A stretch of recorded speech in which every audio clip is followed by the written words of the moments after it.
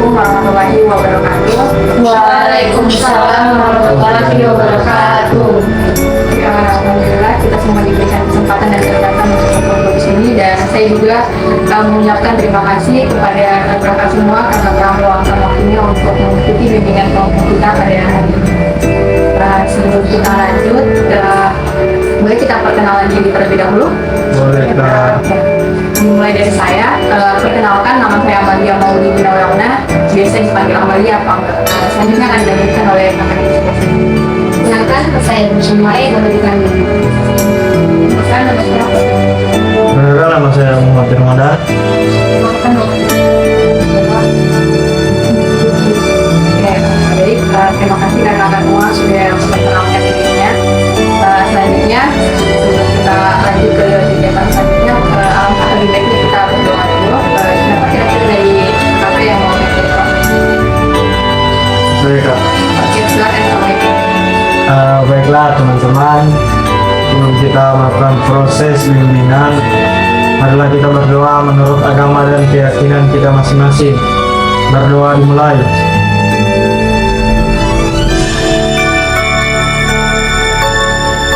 Berdoa selesai. Oke, saya mau tanya lagi sama kakak sekalian, apa di sini sudah ada yang tahu bimbingan kelompok? Belum. Mungkin jelaskan sedikit mengenai bimbingan kelompok.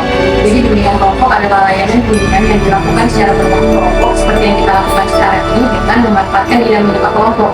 Dengan itu tujuannya agar semua peserta dalam bimbingan ini dapat memperoleh manfaat atau dapat menggali lagi potensi dirinya dari topik yang akan kita bahas nantinya. Pada bimbingan ini juga ada beberapa hal yang perlu kita perhatikan. Yang pertama, saya berharap kakak-kakak sekalian bisa bercerita dan datang ke sini secara sukarela tanpa ada paksaan dan tidak. Yang kedua, kakak-kakak di sini bisa bercerita secara terbuka mengenai permasalahan atau mengenai topik apa yang kita bahas nantinya. Nah, yang terakhir adalah kerahasiaan atau saya harap nanti ketika kakak-kakak bercerita, kakak-kakak tidak perlu khawatir atau cemas nanti permasalahannya akan dibahas di luar nanti atau akan jadi bahan gibah setelah kita melakukan ini, karena itu tidak akan terjadi, akan selesai di sini saja. Oke. Nah, selanjutnya kita kesepakatan waktu terlebih dahulu. Kira-kira kalau kita gunakan waktu sekitar 40 menit, apa kakak semua bersedia?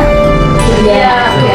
Dan dalam bimbingan kelompok ini, saya selaku PK-nya dan semua kakak di sini adalah anggota kelompoknya. Nah, topik yang akan kita angkat atau yang kita bahas pada bimbingan kelompok pada hari ini yaitu mengendalikan emosi. Nah, saya mau tanya nih, kira-kira kalau mendengar kata emosi, apa sih yang terlintas di pikiran kakak-kakak? Marah. Ada yang lain? Kalau kakak kira-kira apa sih kalau didengar kata emosi? Apa yang terlintas? Pasti marah. Ada yang lain? Selain marah begitu? Gak ada? Oke. Jadi emosi sendiri didefinisikan sebagai perasaan yang timbul atau muncul akibat peristiwa atau hubungan kita terhadap seseorang. Jadi contohnya seperti kalau kita lagi dalam ketemu orang yang lama baru kita ketemu, atau teman lama lah baru ketemu. Nah, itu biasanya ada perasaan bahagia, tapi kadang juga ada sedihnya karena baru ketemu. Nah, itu yang disebut dengan emosi. Contohnya kalau seperti tadi saya bilang emosi, dan emosi itu tidak hanya satu. Kira-kira kalau saya tanya macam-macam emosi itu apa saja selain marah? Karena emosi itu bukan hanya sebatas marah, bahagia, sedih, kecewa. Sepertinya ini yang dirasakan Kak Devis ya. Karena itu yang disebut semua, sedih, bahagia, kecewa. Ada yang lain selain kata sedih, bahagia, kecewa? Ada? Galau, iya itu juga salah masuk. Galau, bingung, jijik. Nah, itu adalah macam-macam emosi. Jadi kalau dibilang emosi tidak melulu selalu berpatokan kepada marah. Nah, jadi emosi itu adalah perasaan. Nah, perasaan tadi yang disebutkan Kak Devi tadi. Oke, kalau berbicara tentang emosi, sekarang saya tanya, kira-kira sumber orang bisa menjadi emosi itu karena apa? Ada hal yang tidak sukai. Karena ada hal yang tidak dia sukai. Oke, ada yang lain kira-kira apa yang menyebabkan sumber emosi? Orang-orang sekitar, lingkungan. Oke, orang-orang sekitar, lingkungan. Ada yang lain lagi? ada. Kayak yang dibilang kawan Yus tadi sama Kak Devi juga betul. Itu kalau yang dibilang Kak Devi itu termaksud interaksi kita terhadap orang-orang sekitar atau interaksi sosial. Nah, hal-hal itulah yang bisa menyebabkan kita menjadi emosi. Misal kalau ketemu teman yang datang langsung ejek-ejek, pasti kita emosi marah. Ketemu orang lama atau orang yang kita sayang baru ketemu, pasti yang tumbuh emosi bahagia, yang senang. Itu salah satunya. Saya mau tanya, kalau bicara tentang emosi, kira-kira ada tidak teman-teman sini yang merasa kesusahan dalam mengendalikan emosi? Oke, silakan tadi itu. Kalau saya lebih ke emosi menyenangkan setelah bersama diri itu dari kontrol, karena saya itu tipe orang yang kalau saya jengkel atau marah, saya harus melampiaskan dengan orangnya. Kalau ada ibaratnya Pak, tergila itu kan yang merasa tidak bisa dulu yang baik sebelum Tuhan saya nanti Bahasnya secara mandiri ya? Iya. Sebelum Tuhan kita harus bahas duluan. Oke, selain Kak Devi ada tidak yang suka sulit juga mengendalikan emosi? Oke, berarti hanya Kak Devi. Jadi kira-kira kalau dari Kak Devi sendiri, tadi kan sulit nih mengendalikan emosinya. Ada tidak yang menjadi dampak ketika Kak Devi sudah mengendalikan emosi tersebut? Nah, tadi kan saya sebutkan kalau saya itu marah dan harus melampiaskan. Itu biasanya kalau saya tidak dapat orangnya, barang-barang yang di sekitar saya yang jadi korban, kayak saya banting, saya lempar, terus ada yang rusak. Nah, itu dampak negatifnya itu barang-barang di sekitar saya yang rusak. Oke, dampak negatifnya. Kalau positifnya dari Kak Devi rasa apa? Tadi kan ada bilang negatif. Negatif berarti ada positif. Tersalurkan, terlampiaskan, dijaga gitu. Menjaga oh ya, tidak dipendam-pendam. Oke, kalau dari kata lain kan tidak seperti ada dampak yang kita rasakan. Kita sudah mengendalikan emosi utamanya Kak Devi tadi. Ada? Nah, salah satunya itu bisa juga hubungan sosial kita dengan orang-orang di sekitar itu bisa diteruskan atau terganggu.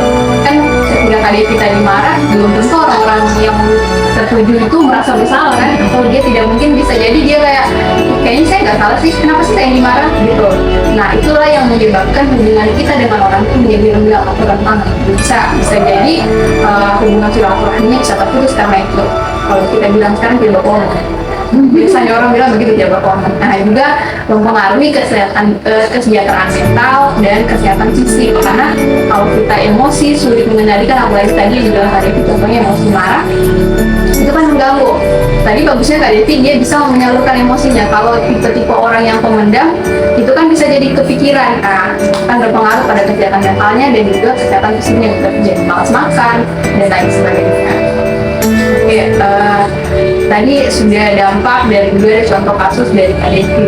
Kira-kira apa sih cara untuk kita agar tidak bisa mengendalikan emosi? Menurut Kak Devi sendiri, ada tidak sih selama ini cara yang Kak Devi lakukan kalau lagi emosi supaya maksudnya tidak langsung emosi dan ada tidak yang Kak Devi bisa lakukan? Saya kalau jadi kalau di tempat gitu supaya nggak merugikan orang lain atau di sekitar, saya terus jadi tempat itu akan makan sendiri. Ya, menenangkan diri. Kalau kira-kira kalau menurut Kak apa sih caranya supaya kita tidak gampang emosi? Kalau Kak sendiri dong. Oke, mungkin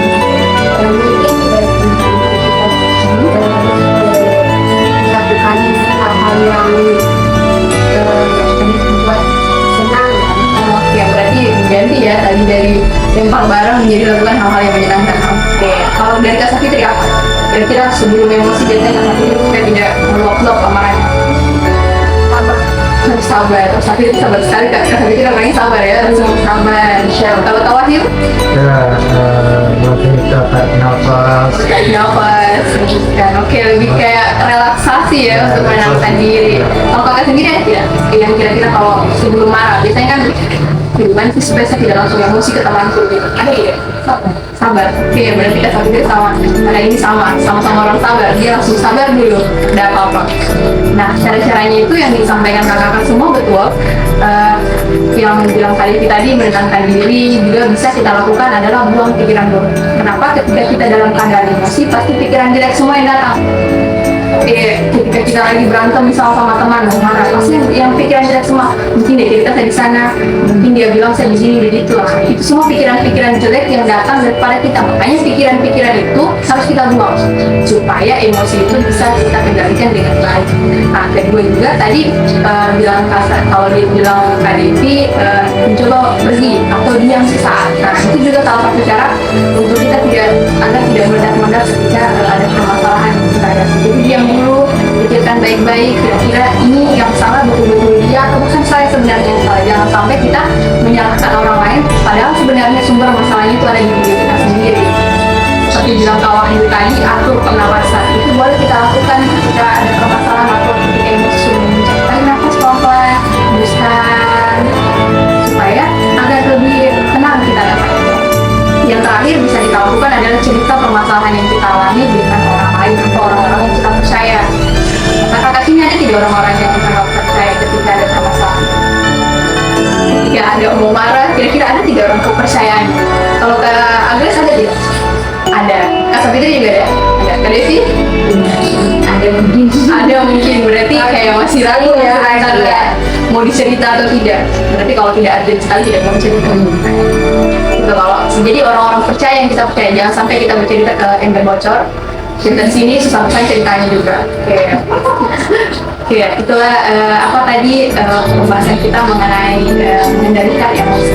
Saya ada tidak yang bisa buat kesimpulan atau bagaimana perasaan teman-teman ketika selesai mengikuti ini? Kalau saya sih, tadi kan kalau itu nih, itu tadi cuma pergi tetapi kan nanti saya bisa aplikasikan tips yang sudah terpakai. Oke, baik, alhamdulillah kalau dari saya dapat dimanfaatkan dengan baik. Karena tadi sudah kita bahas, tadi kan kita mulai juga dengan doa, kita diri dengan doa. Kira-kira siapa lagi yang doa? Silakan Kak Devi. Itu dulu untuk proses ini hasil haji, mulai kita berdoa sesuai dengan agama dan juga masing-masing.